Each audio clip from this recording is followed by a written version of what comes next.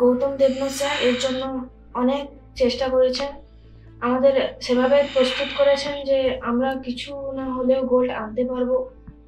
আর আমরা নিজের চেষ্টায় এবং গৌতম দেবনাথ স্যারের প্রচেষ্টায় মেডেলটা অর্জন করতে পেরেছি। তিনি যথেষ্ট সহায়তা করেছেন আমাদের, তিনি না হলে হয়তো গোল্ডটা পেতে পারতাম না। গোল্ড পেয়েছি স্পিড কিকিংয়ে, সিলভার পেয়েছি পুমসেতে, আর একটা সিলভার পেয়েছি ফাইটে।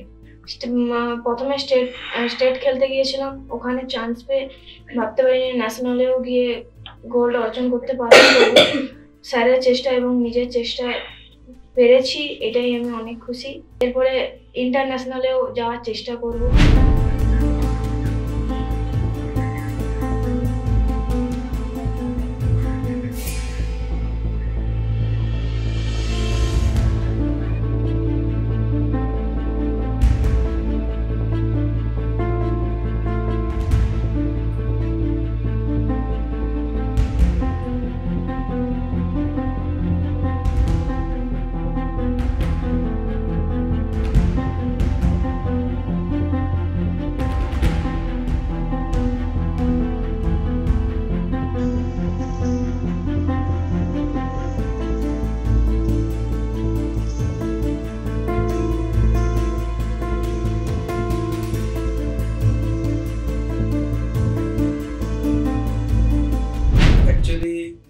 এই খেলাটা হচ্ছে মূলত কোরিয়ানের দেশের খেলা।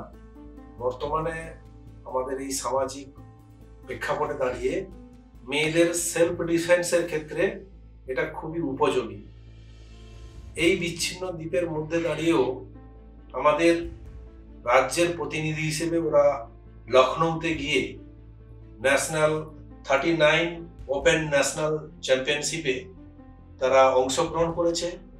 অংশগ্রহণ করে এই সাগর দ্বীপের মতো বিচ্ছিন্ন দ্বীপের তারা প্রতিযোগী হিসেবে দুইজন মেয়ে সঙ্গীতা পাল এবং রিয়ান্না মাইতি, ওরা একটা করে গোল্ড পেয়েছে এবং দুটো করে সিলভার পেয়েছে।